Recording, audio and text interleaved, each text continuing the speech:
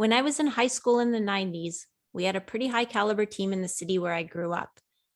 The team was outside of school, and my high school didn't have a track team anyway, so I had joined this team. Our coach, Sandy Spence, had been coaching high school age athletes for many years before I came and after I went. But I'm sure the camaraderie within the group remained a constant.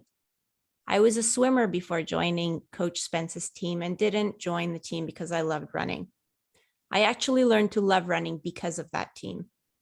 I ended up giving up running in my late teens and early 20s, but came back to it in my mid 20s and feel like I'm more passionate about running now that I know what life is like without it. I feel like I got a second chance in the sport, and that's sort of like the main character in today's book.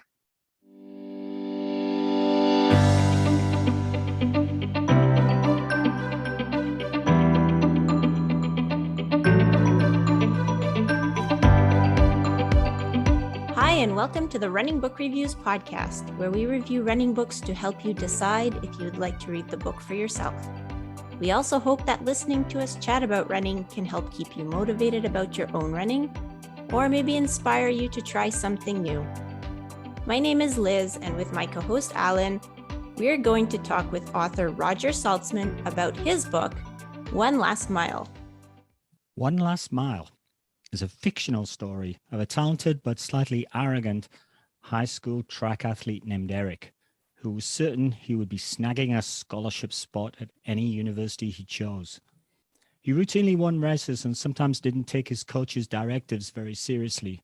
I guess you could say he was a pretty typical teenage boy. In his senior year, all that changed after an accident left Eric with a broken ankle and haunting images of his friend Buzzy's death. Buzzy was intellectually handicapped, and Eric felt responsible for his death through the circumstances. Overcome with guilt, Eric left his hometown of Brevard after his graduation to stay with his uncle for the summer. That summer turned into 2 years, and Eric didn't make any effort to keep in touch with his best friend Mary or any of his other friends and running teammates. Although he was told that he may not run again after the accident, his doctor ended up clearing Eric for running, but told him to take things slow, and he didn't think that high-level running would be possible ever again. Eric finally went back home to Brevard, but realized that he had a lot of work to do to get his friends back, as well as any potential for a scholarship. So let me tell you a little bit about Roger Saltsman, our author. Roger is a first-time author and former distance runner at Brevard College from 1979 to 1981. We see why the story is based there. He studied business and economics at Wofford College. He currently lives and works in Mission Viejo in California and also enjoys cycling, surfing. Well, lucky guy, he's got the weather to surf, hiking and reading. Welcome to the show, Roger. Thank you. Thank you for having me. This is quite unusual for us because I think it's the first time that we've actually covered a fictional book. But because it's running and we're running book reviews, we're happy to do that. And it was pretty interesting to do that. And maybe the podcast is going to be a little different because of that. But we won't start the differences too quickly. We'll start with the normal question, which is, what made you decide to write this book, Roger? That's the $64 million question. In the early 2000s, I don't know, I just got this idea. Like, what if I wanted to write a running novel and set it in, Brevard, North Carolina, where I went to college, and which I love dearly. And it's an amazing area to run into. And I don't know, I sort of plotted out. I think generally I plotted out like part 3 on back. And I kind of generally knew what I sort of wanted, but I really didn't have anything. It just kind of a whim. I didn't do much with it. I think I originally tried to write one chapter with Eric and Mary related to Agony Hill, but then I moved down to Charleston shortly after, and it probably wasn't until about 2006 that I tried in earnest to see if I could write this. That's where it came about. And I don't know, it's probably some of my creativity. And I always joke that, it was kind of in there, in class as a kid. I was always a kid that was daydreaming, got a lot of notes sent home from class. So maybe it was natural, but I had a lot to learn about writing. That's kind of the general gist of how it started. And then I thought, well, kind of if I could write a running novel, then just one thing led to another. And I kind of kept trying at it until I originally self-published it in 2009 under the name Agony Hill. Okay, I was actually going to ask that because I'd come across Agony Hill on Amazon and it just says like it's out of print. So is One Last Mile the same book, or was it kind of like revised as well? I think yes, yes, and yes. I really shouldn't. I didn't know how to write well. I mean, I've never written, and I kind of got through it. And it was 120,000 words, and threads going everywhere. Every mistake, writing mistake in the book was in there. And after I got a few reviews, and I realized that I couldn't leave it out there with my name on it, and so I decided to try to rewrite it and try to learn to write better. The only way I could get it out of the system was I actually had to pay, because Author House did the artwork and the interior. I had to pay them to remove it, to get the book block back.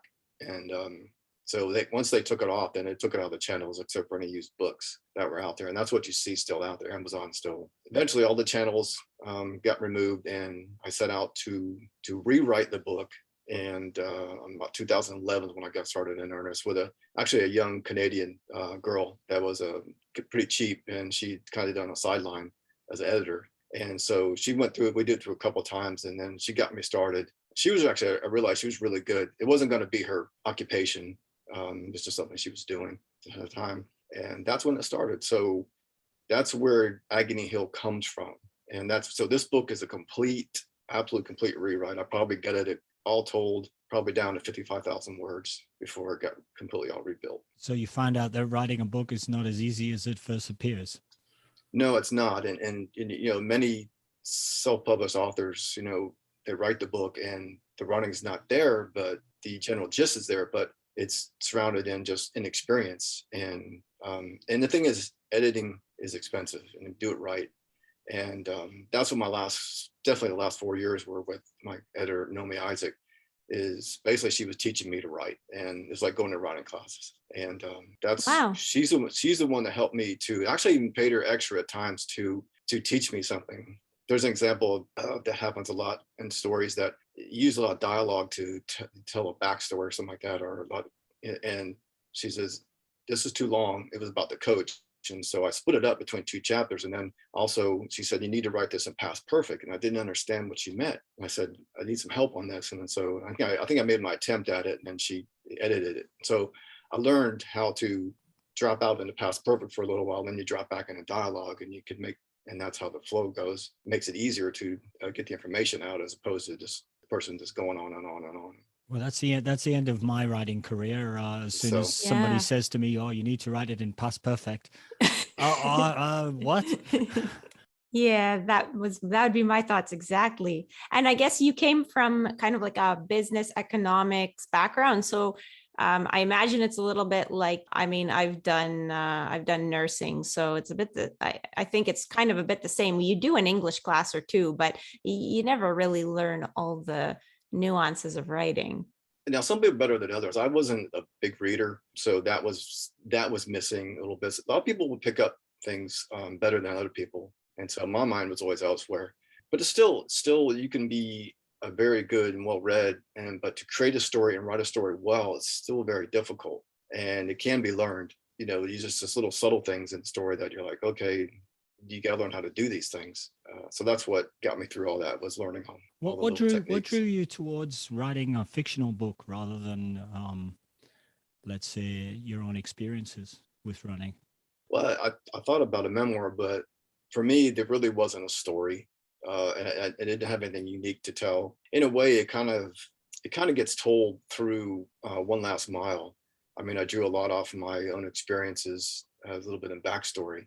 And some of the character traits in there of the main character, are me. It's he gets to learn life's lessons in 2 years, and it took me 50 years to get these things straightened out. And also I learned a little bit too about how out of control I got my senior year in high school, with ego and everything. And so those are things I drew off of. So then, was Eric a little bit a reflection of yourself? Like, was his character based on kind of a younger version of or the way that I guess you saw yourself? Because I guess, maybe sometimes we're our own worst critics, so maybe you saw yourself as being that way when you were younger as opposed to now. But was that sort of where you got Eric, the main character? Yes. We all have our foibles. We're not perfect, and we have our things we always got to deal with. And just kind of, for instance, like to something that you did or you said, and you're like, oh, why did I say that? It's like it always comes out at the worst time, and you're trying to keep under control, and like, you're trying so hard, and it happens. And sometimes it takes a while before you get your issues under control. A lot of Eric is, yes, I was very impatient. I didn't think through things. I didn't think ahead. I didn't look through other people's eyes. It's very inward, and kind of in my own little world. And, I'm not the only person that's ever been like that. And that, yes, I did draw that into Eric, that, okay, what happens if a guy just gets out of control and, something happens and his life changes, and then he has to deal with it. I look back at my life many times going, why did I make this decision? Why didn't I think this through? And, why did I just up and move back down to South Florida when I should have stayed where I was at, or things like that. So yeah, was drawn into the character. Is that why you said the book in the 1980s? Because you were kind of that sort of age at that sort of time, or? Yes, it was easier for me to work with. I think I would struggle a little bit with the cell phone era. I kind of liked the fact that, they couldn't communicate. And so I probably could have written it later. So people are not texting each other and Yeah, that kind of stuff. Yeah. it's not as easy. Like, communication is harder. You actually have to make an effort back then, because you need to like pay long distance to call somebody in another town, or you have to write them a letter and go actually stick it in the mailbox. Yeah, it can still work. I just have to, he I could see the character. He does have to ignore her text or something, or whatever, and say, hey, you never text me, things like that. But I'd have to definitely frame it differently. But yeah, I wrote kind of what I knew, and I liked the time period, and it just seemed to fit. And, now, even back then, the NCAA, they'd already started, and they were running 1,500 meters. But I use the mile because it's kind of in the United States that, it's iconic. kind of like, we love the mile. Yeah. Mhm. So what about some of the other characters in the book? Were they the friends that you remember having, or maybe that you still have, that you got back in touch with? Did they represent anything, or they were purely fictional? I drew a little bit, but those actually were purely fictional. I just kind of came up with them. Mary, I'm not even sure where she came from, but she was, as far as her personality, she was a meld between two girls I knew. One was in high school, and one was years later that she was like 16 in high school, and I was assistant coaching. And one of them, the young 16-year-old girl, she had this amazing toughness and just fierceness in her. And the other one was that she was judged for the person that she was, and judged harshly, and at that time period. And so it's looking at someone that's saying, hey, you're not seeing me for who I am. And so that was a little bit of the meld of the character. And the other ones were just I created them, purely fiction there. Do you still know anybody from that period of your life where they might go, hey, I know who you're referring to when you talk about this person? Yeah, like all the, most of the Brevard runners, especially the ones that ran around my time, I mean, they relate to it.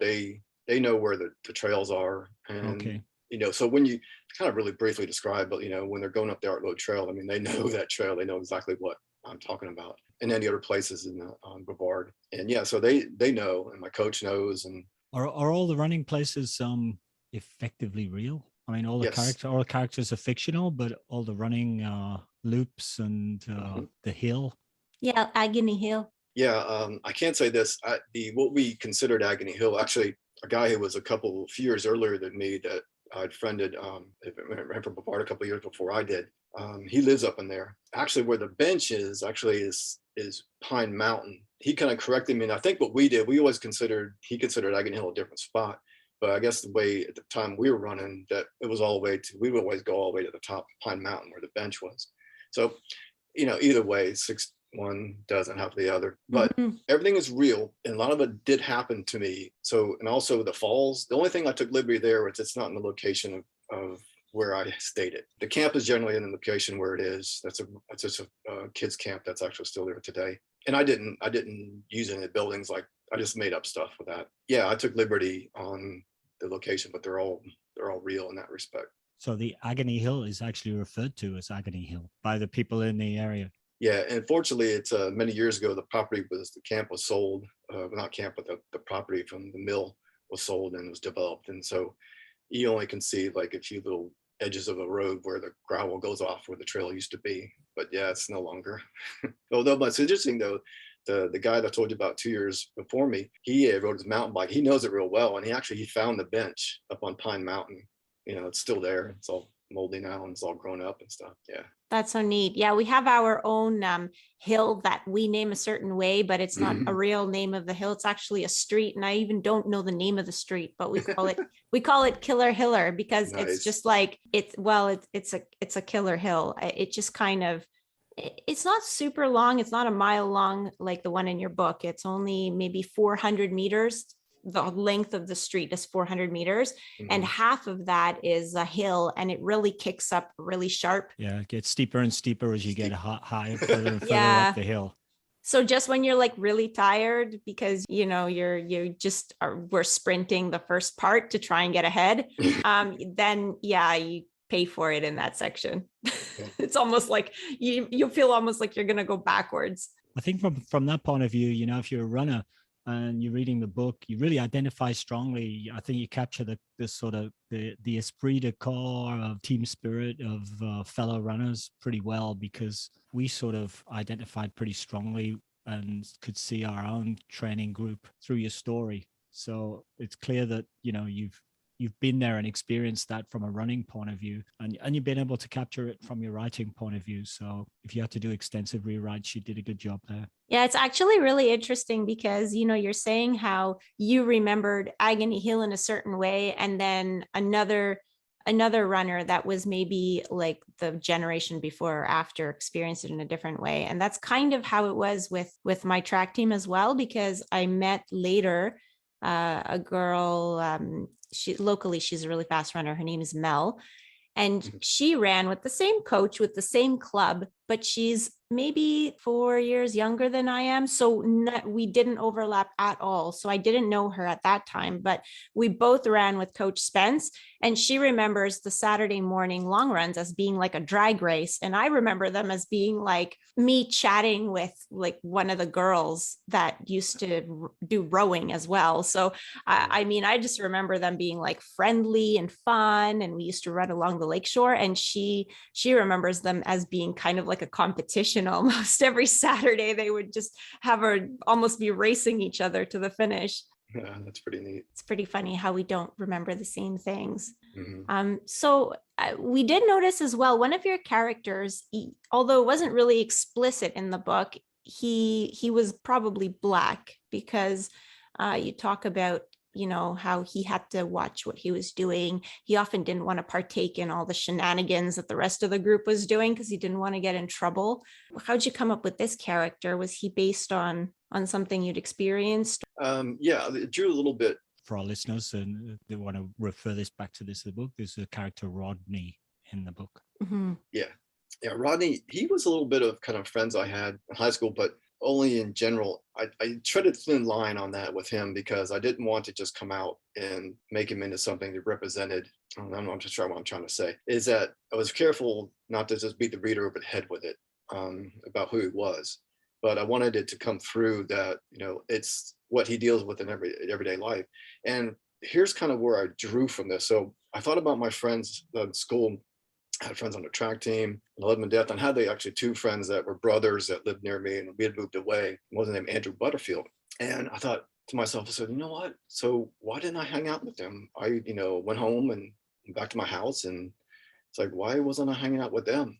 And I just kind of put my perspective in that of what do they see every day that I don't, being like Caucasian. And so that's kind of how I drew on that to give a little bit of personality to Rodney, and you can see through his eyes a little bit, and then kind of hits home about that. And to me, the first time that I saw it really up front was any kind of, you say, racism was this one basketball player was dating this girl at Brevard. And so a couple guys came from town and basically confronted him, and I was there. And I was just like, wow, I mean, like, why do you guys care? My thoughts like, why are you coming on campus? And, they were trying to intimidate the guy and, to say, why are you going out with this girl and stuff like that. And that was the first time I really started to understand. And so that's a little bit what I try to bring into the story a little bit with Rodney. Okay, and I think it's pretty well done. It's fairly subtle. It's not sort of in your face or to an excess. Yeah, I just wanted to be subtle and not Yeah, you only really know, just kind of noticed that he was always sort of hesitant when people weren't like following the rules. And it was oftentimes, I think once or twice it was mentioned, oh, that he has to watch what he does or something along those lines. So yeah, you kind of got the idea that was probably why he was almost worried about being judged.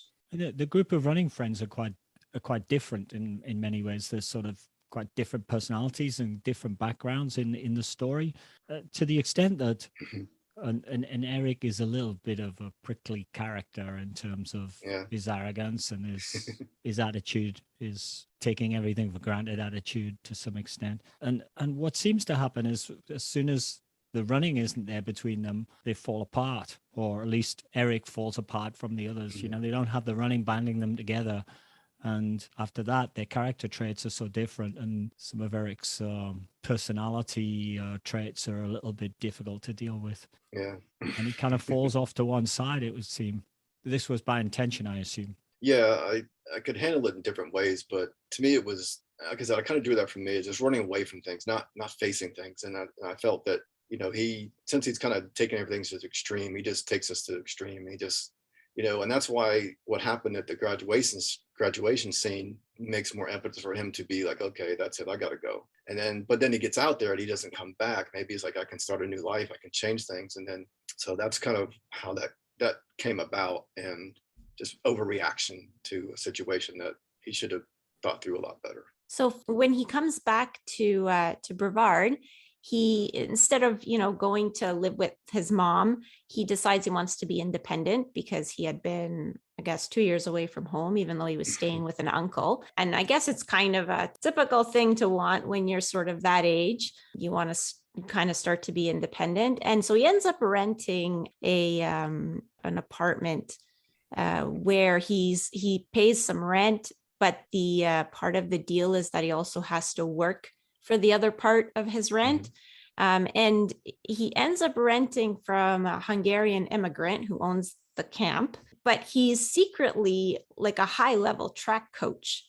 And he kind of keeps it a secret. And I mean, how'd you get the inspiration for this character, first of all? Like, was it based on your own coach when you were running in Brevard, or is it from somewhere else?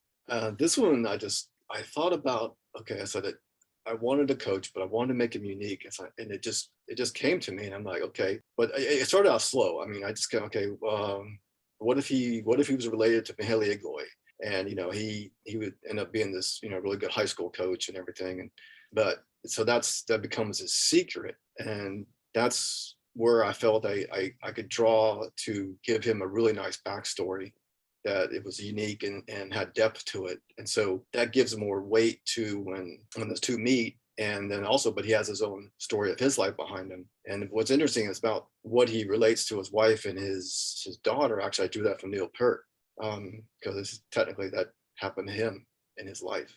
And so I just use that as hey, it's real life, So, that's a tough thing to deal with. Neil Peart, the drummer from Rush. From Rush, yeah, a big Rush fan. Yeah, they Montreal boys there. Yeah. But anyway, that's kind of this where I drew that. So how I created him, and so he had to I had to give him a story, and so but it was it's kind of, that was all pure fiction. I just kind of what was going to be my coach going to be like, and that's kind of where it came from. It was kind of incredible to some extent. The fact that he was Hungarian as well seemed to added color to it that wasn't obvious. Yeah, I wanted him to be, that's where I wanted him to be different too. So I figured, well, I was thinking it was easy to tie into Mihaly Igloy, and so it's Hungarian, so he would be Hungarian, and then that would give him, more a little difference to his personality, maybe how he talked. I didn't get too deep in that because it's what I don't know, so I didn't go too far with that. But yeah, I thought that's what made him, gave him the well-roundedness as the coach character. Mihaly Igloy is a famous athlete from the 80s. He was a coach for the Hungarian team. Oh, okay. He coached those guys I mentioned in the book, world record holders, and then he defected. The story was correct. He defected with a few athletes, and Laszlo Tabori was with him, and a couple other ones. But so he was in California for a while and did some coaching, and at the track club he started, and So yeah, that was all based on general truth. So that's why I drew that from to create a backstory. I go, make him an assistant coach, and he goes on his own way. And it's kind of drew too from, because it was kind of like the same thing with Laszlo. Laszlo was training and racing, but after a while, I got to the point where his career was kind of winding down a little bit too, and he had to kind of go on his own way and make his way life in Southern California, and which he did quite successfully. Okay, so you got a beautiful piece of character development, fictional, extrapolated from some real life stuff. Mm-hmm. That probably brings me to also the pro runner that's in the story, called Steve Oberlin. Yeah. Just to do the confessional here, I started searching for Steve Oberlin on the internet. To see because I was sure, because I think you originally mentioned him in the same paragraph as some real professional runners. So I assumed that he's a real guy, and that he was Eric's hero in the Eddies, because Eric was a miler and Steve Oberlin was a miler. So I started looking for him in googling Steve Oberlin, and coming up with all sorts of crazy people, but nobody who is a mile runner. So I concluded that once again, your storytelling has exceeded my belief system, and you convinced me that Steve was a real mile runner historically, when in fact I don't think he was, unless you can correct me. Well, what I did with that, when I was writing the book, I was careful. I wasn't sure how, like, if you mention somebody's name outright, would someone come and say, hey, you're not supposed to have this in your book or something like that. But it was actually based on Steve Scott, the American miler. Okay. And so that's really, so I just called him Steve Oberlin instead of Steve Scott. So I just kind of stayed away from that, just in case. He's still living, and I didn't want him to come after me for whatever reason. I don't know what the laws are. So I guess you got to contact these people to check that it's okay to put them in if you put them in. Yeah. So I just changed the name. I mean, look at the second kid to break the mile high school. His first name is correct, but the last name I changed. And he came from San Diego, Tim Danielson. I think I changed that in there. I don't remember. Yeah. I kept it You called him Tim Donaldson. Donaldson, yeah. So I was just kind of avoiding, making sure that I didn't name them outright, just in case.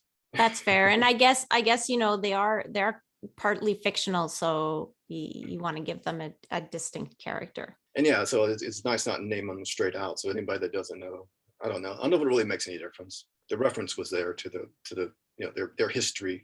Tim Danielson and Steve Scott. Well, for me, it was pretty cool, but I couldn't find him anywhere on the internet. Like in the book, there's times when, the main character talks about training and training programs and workouts he's doing. And they're all like pretty realistic. So where did you get those? Is that kind of from your personal background with running, like when you were high schooler, and the mileages and the type of workouts that were done and those kinds of things? Was that just based on like your experience? Oh yeah, I drew off of a lot of that, a lot of the backstory, some of the examples of what happened to Eric. For example, the Asheville meet, that technically happened to me down in South Florida. My coach put in this time. This is my junior year, and my coach put in this time from like last year, and I didn't run that time last year, and I don't know what he was thinking. I got put into the second heat. I was so furious, and then that one I won it, and came in third overall in that meet. And I was so mad because I would have been right there in the game. Anyway, so things like that, and the 330-yard track actually happened to me also. This is track in Lake Worth, Florida.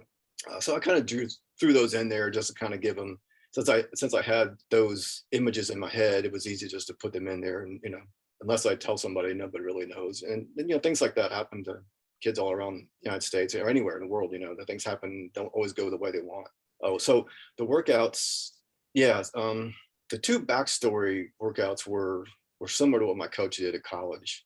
The one where they went through that backstory of things he had done while he's training in between before he got to the spring. And that was kind of drew off of that. The one on the track with the coach, the one I call it the test. Not the test, but the lesson. I'm sorry, the lesson. I drew that off from what I gleaned from the autobiography of Laszlo Tabori, and a little bit too from what Bob Scholl had written in his book. So that's why I drew a lot of stuff off of that, just to kind of give examples. I guess it was the coach's way of making him understand why he's doing certain training and, maybe waiting for the workouts. Because at one point it was sort of like he was itching to get some track workouts in. And the coach was like, no, you have to build a base. Well, that was insane. That was kind of like me. That was like, you get itchy and it's like, okay, it jumps out, all of a sudden it rears its ugly head and you're like, oh, why did I do that? It's like, I'm trying to get myself under control. And I felt like this is where it jumps out on him. He still hasn't got it nailed down yet. He's got issues to deal with. And of course he's excited. He probably also has motivation. He wants to impress Mary or Trey or whatever. And so he thinks that's what he needs, but he just gets pushed a little too far. And the coach decided it was time to, let me just show you how this works. The big lesson is one of a lesson of patience to some extent, sort of. Yeah, because in a way I was very impatient. I still struggle with that. I have to always remind myself to slow down, and just think through it. And that's one of my foibles. And it's tough to deal with. And it wants to raise his ugly head many times, and you're like, okay, do I need this now? Things like that. So that's how I drew on that for Eric. So that was a little bit of your youthful impatience in Eric's character. Yeah, wanting things yesterday. When I was reading it, he reminded me a little bit of a running style of Prefontaine, Steve Prefontaine, which was no guts, no glory. Let's just throw it all out there and just go hard, and worry about the end when the end comes. Be aggressive with the attitude. I wondered if you were getting some inspiration from Steve Prefontaine. Of course, he was the darling of the crowd because of that. A little bit of that, but it was also, that was a little bit of me. I was full in the China shop. I would just head down, and I lost a few races because of that, especially in my senior year. And that's where I was so within myself that I wasn't paying attention. I needed to learn to slow down. I needed a really good coach in high school. I didn't have a coach in high school that, I pretty much self-coached. And so I needed someone that could just set me aside and go, hey, listen to me. This is what I want you to do, and teach me some things and kind of help correct my trajectory, as it were. And yeah, I was just a boom from the get-go in all my races. And so that's kind of where, it's like Prefontaine or anybody that's just really aggressive, that they only know one way to run, and they just, that's how they do it. So I noticed that in your characters, it seems like you did a really good job of making each character sort of relatable, because there was no one character that was like perfect. Even Mary, like she seemed perfect. It seemed like, at first she seemed like she had it all together. She was confident. But then you find out like, no, she had some inner demons. Like she was not, she wondered why boys didn't pay attention to her. And she figured, it's because I don't like to wear makeup. And so she thought she had to change. So that was kind of like her inner insecurity. So they each had like something about them. Even the Eric's rival, Trey, he ended up, he looked like he was just really this arrogant guy that just knew he was really good, and turned out that he had, he probably had some issues at home with his father being sort of overbearing and kind of maybe pushing him into the running. So it was really interesting that each character was very like had two sides almost. Was that intentional? Yeah, as I started to learn to write better and realize, what I need to bring to the characters, I kind of evolved. Like Jen, I really wasn't sure what Jen was in the beginning when I just started writing it, but she was kind of like the comedy relief. But she was willing to go with things, but she was, that's why I just made her into the fun one. And then Rodney was, was his best friend. He can relate to him, so he can talk to him and tell him straight out, about things. And Mary didn't start out that way. My first editor, she kind of was like, well, I don't want to make your book into a romance novel, but I think you should tie something in with those two. But it wasn't till I really got to my last editor, last 4 years, that helped bring that out. But my favorite chapter is the one that this is the one the Canadian editor asked me for with Eric and Mary, and that's the one I wrote. And it got revised a little bit, but it's pretty much the same as I wrote it many years ago. It's close. I did add the waitress at the end. I think that was a fun touch. That was a very late addition, but the thing was that's where I wanted to dig down and figure out who Mary was, and and that she had to have another side. She wasn't perfect, and what she was dealing with. And with Trey and his father, I think we see there something that I think we've probably all experienced with kids who have parents who live vicariously through the success of their children, and push their kids harder than is good for them, really. And some coaches who do that as well, in fact. And I think that it gets portrayed out that way in terms of taking a bit of the blame away from Trey, and his attitude sometimes towards racing is a good part of the story. Very mature. That was one thing too. I don't think I had much of that in the first one, but maybe a little bit of it. But I kind of tried to at least bring a little more to the surface. That okay, you had this father who was pushing the kid, and and seeing that there's what's the other side of it, not just because is there a reason why it's like that, or does it is it cause and effect? And I drew. I mean, there's many examples, just like you said. But I remember I never saw this guy run, but I heard him. He was a kid from Miami, Columbus. I think he was a year ahead of me. He ran like a 4:12 mile. It was really good. And I hear he quit because his dad was pushing too hard. He just said that's it. And so that's kind of what I had in mind when I made Trey character. Yeah, and I think it's very common. I mean, because we see a lot of really good high school athletes. I mean, they just don't run afterwards. Yeah, and there's another interesting thing I noticed a little bit too is like very successful programs. The kids run a lot. Is they get to the end of their high school years and they're done. They're ready to do something else. Yeah. And I don't blame them. It's a lot of time and effort, running in any kind of sport. And if you're putting a lot into it, your heart's not in it anymore. You just want to run for fun and not for competition. Yeah, I did a coaching course here in Canada, and they're very much about the long-term development of athletes. And so, they kind of stage children as they grow older. But I mean, the real training for the sake of training, is only around the age of it only starts around the age of maybe 14, 15, something like that. And even then, should still be fun. They always say well, it should still be enjoyable. And because, with running, it's so you can run for so many years, so there's no real reason to have people have little kids specialize or dedicate themselves just to running. It's okay if in high school they do track and soccer and basketball and volleyball and whatever else they want to do also at the same time. Yeah, it's like you said, it's let the kids discover. And when I did some basically part-time coaching in the early 2000s, when I was recruiting, I started just looking for kids that they were kind of like me in a way. They were not athletically in that sense, but as they were the best kid in their team, but their team wasn't the best or whatever. And it wasn't a team that, was winning championships every year. It was always on top and had a really good program. There's nothing wrong with it. I'm not criticizing it, but they weren't worn out. They might come to run in college and want to run in college, as opposed to ones that I'll sell many of them. Boy, as soon as they were done, that's it. I'm not running in college. I'm doing something else. So that's kind of where I drew that from, and what I learned about just the discipline it takes and how much it does kind of wear on you.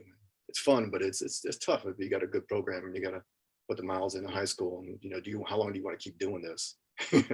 And you guys also have in the US, you have those scholarships available. So high school kids they're competing in competition, but they're also maybe competing for one of those scholarships because that might be their ticket. Their whole future could be on the line because maybe they ain't going anywhere unless they get one of those scholarships. Yeah. It's to help pay for education. That's what got me to Brevard. I got about 2/3 of grants and everything, and that helped. And I got to run in a great college, but it also got me into school. And I could have, honestly, I probably could have. I looked around the area, gotten a scholarship to somewhere else and stuff like that. But you want to go and run for a good team and stuff like that, and that's the fun part of it. So if you can, so I got the chance to run into a great junior college team that kind of gets melded in there with your whole thoughts about your scholarships. But it does help. But it's tougher nowadays. Things are much harder. The scholarships aren't there. It's like they used to be. It's changed a lot.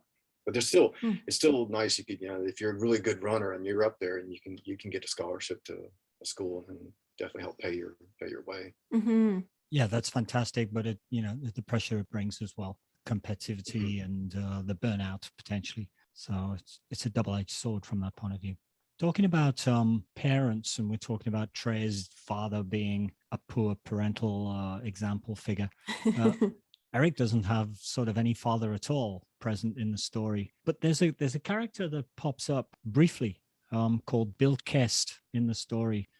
And when he first popped up, I thought, hello, what's he doing here? Just seemed sort of a bit of a unusual arrival. And I thought, oh, probably all will be revealed later. And sure enough, he kind of plays a role sort of, I don't know how to describe it, maybe as like a guardian angel. Just when you're at your low ebb, Eric, and you need somebody to come and lift you up and say the right words at the right time to just give you some confidence when you're at low ebb. This character, through his own experience, Bill Kest, sort of pops up and I guess replaces, he either works as a guardian angel or replaces the father figure that Eric never really had. Was that the design behind Bill Kest in the story? Yeah, I think because he had the coach and everything, but it was kind of, it was a turning point. And the fun part about that is actually that's a real story. That the guy's name is true. I met him at a bar in Charleston, Mount Pleasant. I used to go there with my laptop and try to write, and we started talking, and he told me a story, and I said, can I use it? Because I thought it'd be a good something to use in the story. Okay. And actually that chapter got moved around quite a few places before it ended up where it was at. But yeah, that's what I use that for, would be like, okay, he's kind of a low point and someone's going to kind of come out and say, hey, look, see, things I've gone through, but you can do this. And yeah, kind of like a guardian angel or that turning moment where someone has to kind of, someone other than, even his coach or somebody else outside kind of says, hey, listen, you can do this. Yeah. So it was a true story.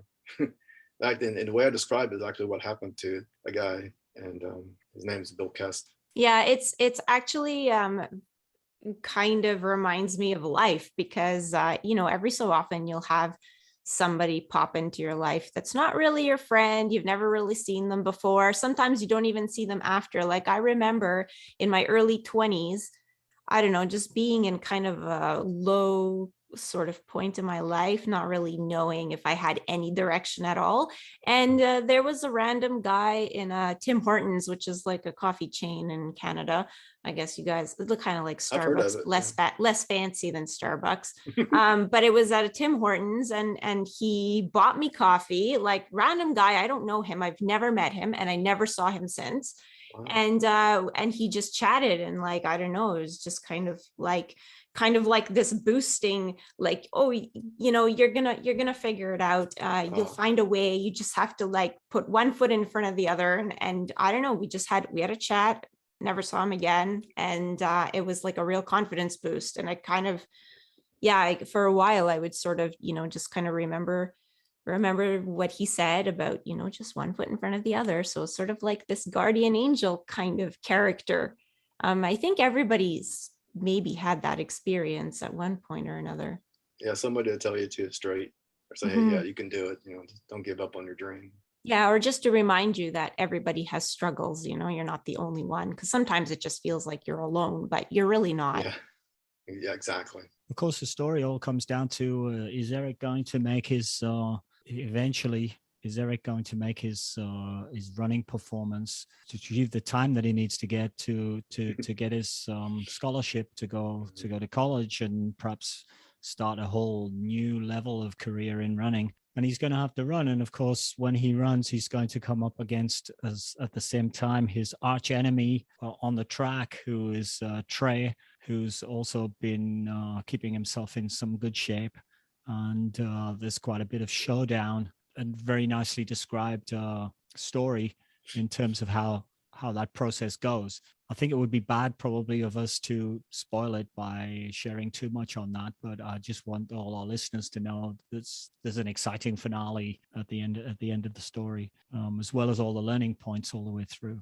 Did you have a sort of aha moment like that in your running career, Roger? Well, in terms of, did you have a race where everything was on the line? Yeah, actually, in a way, yeah, you know what? In a way, there was, and this was kind of the operating procedure for racing, in cross country. Everybody just, you lay it to the gun and go, and just basically it seemed like who just hangs on, which really wasn't always really the best way to approach it. You're going 5, 6 miles. Well, my freshman year went to nationals and did the background on this. I was struggling a little bit because I think it was just adapting to college and just learning to relax, and I was all tense. And so, but I ran at nationals and it didn't run well. And I was number 4 man all year, and I was 5th man that day. And it's okay. I can't let this happen again. So the next year it went a lot better. I came in good shape. I got a chance to spend the whole summer training with a friend of mine, Mark Kennard. He was originally from South Africa. So we get to nationals, and I still have this pool in the China shop. I want to make All-American. I just go flying out. I'm in the top 25. And, well, lo and behold, I'm basically technically I blew up, and all of a sudden I'm back in 55th place, which isn't bad. The year before I got 89th, but the guy that was in front of me we were like neck and neck. This young freshman, he was really good, and so he was always pushing me, and I was pushing him, and so he was in front of me, and I knew I'm like 15 places back, and that's not where I'm supposed to be. And so I was like, I think I clawed a little bit back in there, and then we came down this hill, and then there was a finish, and I remember starting to go down the hill. I said, Roger, you get on your toes, you get on it, and you don't stop till 10 meters past the line. And I don't know how many people I passed. I passed my teammate, and I put another person between me and him before the line. But that's when I stood. That was kind of what I related in the story. That's where I kind of learned I could dig down and do it, and that I had more in there. And that's what I kind of related in the story. And I wonder if there's other people who have the same thing, that you just hey, I can do this. I can at least salvage this or come back on the race. And that's good. That was probably an aha moment. And let me get that a little bit to it too. This probably preceded it. So this was our last home race at Brevard. It's having a good race, and usually I go out, and then the guy, the guy that was running next to me all the time, he caught me and got in front of me, and we must have been about maybe a half mile from the finish. I was like, it's like, come on, Raj, come on, you got to get back up there with him, And so eventually I clawed back, and he's looking back at me, and I probably finally caught him with about 150 to go. And then we made the turn of the pine trees, which is about 100 meters to the finish by the gym. And we were in a full dead sprint. And I was so determined to beat him. I leaned him at the line. And Wow. but the good thing was neat. I look back going, I ran 25:57 that day, and I broke my best time for the course. But I think because I jumped in there and I pushed him and he pushed me, that we ended up probably running faster than we normally would. But that was where I think that was the precursor, I think, to what happened at the nationals a number of weeks later, that maybe that I was starting to learn that was in there. So, and like I said, it wasn't great that I put myself in a hole like that. I should have run much more conservative race and a hilly course in Idaho. So, but I salvaged it. So. That's good. Yeah. I think there's something about having a teammate right beside you, because it's all those kilometers of training you do together. And, you see each other where like there's some workouts that are, let's say, better for me, some are better for you. And then in a race, you can kind of use that to your advantage, because you can, it almost, not that it gives you confidence that you can necessarily beat your teammate, but at least, it gives you the confidence to say like, well, if he's up there, I mean, I should be up there too. Yeah, there's a set of circumstances that exists because I've seen them before where I'm Mhm. ahead of you. Mhm. So why isn't it now? And you start looking for it. Yeah. It might be too early to ask because, you just finished writing One Last Mile. But since Eric is so young, I was thinking, will there be a sequel? Yeah, that's the other big question. I have an idea of what happens to him, but the problem is for that one, Eric doesn't have a problem. To me, the story doesn't have bones. I could write something, but it's not going to be a good story, I think. It'll tell something, but I'd have to find Eric a new problem. The character has to have something to overcome. Mhm. I could find something, but it's like I don't want to retread, like, okay, does he fall back on old things? Like, no. So I don't know. The one actually that really intrigues me that I might have a better story at, it'd be Mary's story. And this is what intrigues me. And this is gonna be tough because I had a hard time to write the female character. Say they get together, they have kids, maybe immediately. Then there's this whole thing of, okay, 70 or so years later pass, and they're weighed down by kids, Sort or of debt or midlife obligations or crisis. things that life has changed. And my thought was, what if Mary wanted to go to the Olympics or run the marathon? She wants to follow her dream. Maybe, because it happened so fast and things in her life changed. She never got a chance to really be in her 20s. And, also having to deal with it, of family life, trying to, does Eric like this? Or, what obstacles does she run into? And I can't really find the problem yet with Mary, what's going to be her problem too. Some of that's there, but I don't know. That one to me has more legs. That one I think would be a much better story, and I could do more with it. I even thought about bringing Trey back as a coach, no way Eric, and maybe he's a coach at Asheville High School or something, and Mary goes to him, or who knows? I mean, there could be many things, but that's the one I think has legs, and the sequel, not so much. Okay. So That's fair. So sometimes I feel like I want to tell Mary's story, I want to go through her eyes. I think if you probably did the research on some of the good late 30-year-old women marathon runners in North America, you could probably find some backstories there that might inspire you, because we see some of them coming good later on, either because they've had some difficulties with their training programs as youngsters, getting too thin and having red S and those problems, or they've gone off and had families. You might be able to find. Yeah, I mean, there's like Shannon Flanagan and Dina Drosen, and Mhm. I'd have to do some work on it, and I had to really try to find, if I can find what the generals. I have, like I said, I just pretty much sketched out the general story. It's just a matter of where am I going to start it at, and what's going to be Mary's whole deal. Anyway, that's the one I think I want to write. That's the one I could be motivated to write. So we can't order the sequel yet, but Not yet. maybe I don't know if I ever do it, guys. On that one, well, like I said, I don't see the story.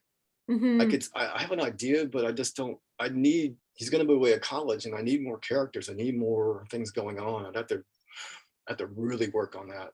That would be hard. I think it'd be a disappointment. That's the problem. Okay. As a Yeah. sequel, but I think it could be done if I could really work on the storyline to find out. Okay, I don't know. Maybe take it out of Eric's eyes. Maybe put it in someone else's eyes. Maybe put it through Trey's eyes. Just come Mhm. from a different direction on it Mhm. and tell it that way. Could do that. Yeah. It wouldn't be about. It'd be about Eric, but I don't know. People say, why aren't you writing about Eric? Well, I don't know. It might be better to tell it through another person's eyes. And is there anything like, let's say we leave One Last Mile to be its own entity? Like, is there anything else that you think that you might want to write about, or that you plan on writing about? Or has it been a really, really arduous process and you decided like you're just going to check it off your bucket list and that's the end of it? Pretty much what you said at the end. A couple things happened. One thing, I want to learn to write better, which I did. I had a great editor. The tough part is two things. One thing, really good editing is not cheap. And even though I will write better, I know I still need an editor. They see it differently. They can help you construct a story, move things around, so on. The other thing is I can't put a story out there unless it's good. And I know it would need editing, and I just don't know if financially I want to go through that again. And that's the hard part. I think if I was younger, later in life, I didn't save enough. I need to save more. This was my writing class, basically. It really was. So that's the way I look at it. And it was a great writing class. So that's the hard part, is if, well, maybe you should edit it once or something, and then you just say, I'll go on my own. But I don't trust my writing well enough to do that. I mean, my copy edit was a heavy copy edit that she did. And it was a lot of work for her. I mean, there still was stuff that I was like, look at it going, oh my gosh, I still missed that. Yeah, it's hard. It's really hard. And I have said, I think what you just said is that it's on my bucket list. It's checked off, and I wrote and had help with a great editor to write a really good story, and that's going to be out there forever. And I hope it brings joy to a lot of people. I think it will. Well, there are two possible things other than that might happen. Somebody might be listening to this and saying, "Oh, I could be an editor for. I need to hone my editing skills, so I'll contact Roger and I'll offer to be his editor." Or I guess a publishing house would be the dream gig, if you could get a publisher interested who would provide some services. Yeah, I think in this, because if that book's out and you've been selling a few here and there, you could find somebody if the writing's good enough and they're interested in it. Yeah, and they feel like they could sell some books. And that's the hard part, is do they think is going to make them some money? It's such a niche market. Yeah. But once you got one out there, like you said, then that does make it a little easier, and they would take care of the editing. The only problem is I would lose all my rights to it and all that. So it depends how much they want to push it, and I'd still be doing the same amount of putting flyers on cars, that kind of thing. But it did want to answer another question. They did have one other story that I've been beating around for many years, and it's about a female golfer. Kind of the same thing of almost like same thing with Mary's story in a way, like coming back after some sort of tragedy and then wanting to go win the Women's U.S. Open, that kind of thing, and what she has to deal with, and that's been beating around in my head for quite a while. And also too is I looked around and I was like, there's no novels related to golfing that I have found is about a woman. It's all men, and not that I'm the one that should write it, but I just feel like, wow, why can't someone write that? There's some good characters out there, but no one's done it. Yeah. I don't know if I ever write that either. So. Mhm. I don't think we're changing our podcast name to Golfing Book Reviews. So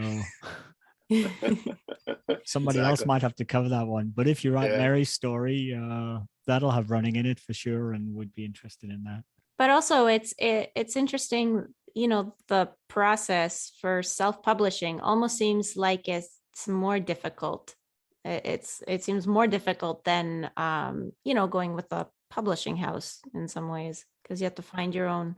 If a person really wants to write a really good book, they're going to have to get a good editor and have to go through developmental edits and all that. Find someone that will tell them the truth about their writing and be willing to learn.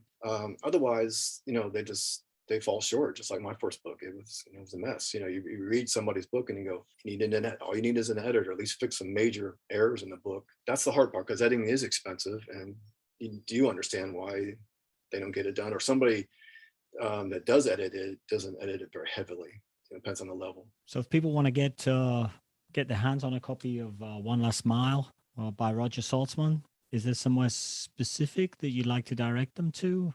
It's published on Barnes and Noble, both the Nook and the print, and it's on Amazon, same Kindle and print.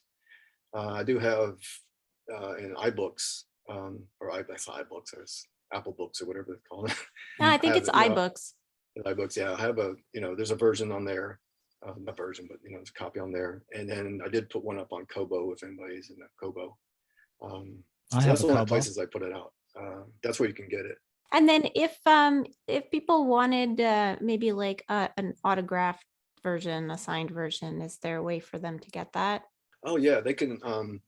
Since I've been sending quite a few copies, I have an idea about how much it costs to shipping wise. So throughout most of the country through FedEx. So if they want, they can contact me, and I would just they have to send me a check or something. But I don't have all that Venmo stuff. Sorry, but it'd be the cost of the book, maybe the reduced rate, and just the shipping. It's like most places, it's like $12.50, depending how far away it is for FedEx. And it's like second day. And so where would they write to you? Like, would they reach you through Instagram, or do you have an email address that you want us to sort of put in the show notes? Yeah, you can. Definitely on Instagram, even on Facebook if they can do that. Just mention the novel. I have a personal email, but I've used one specifically for the novel, and it's One Last Mile, all one word, at yahoo.com. Okay. And actually on my Facebook page, actually my personal email's on there too, so they can find any information on there. Okay, great. I'll put the One Last Mile at yahoo.com in the show notes, so people can email you that way if ever they wanted a signed copy. Okay. Is there a specific place where people can follow you to see what you're up to next? I guess I have a One Last Mile page on Facebook, and then I also have it's One Last Mile 1533 on Instagram. So they could follow me there either way on those two. We can put that info in our notes. So yeah. People didn't One get Last that. Mile 1533 on Instagram.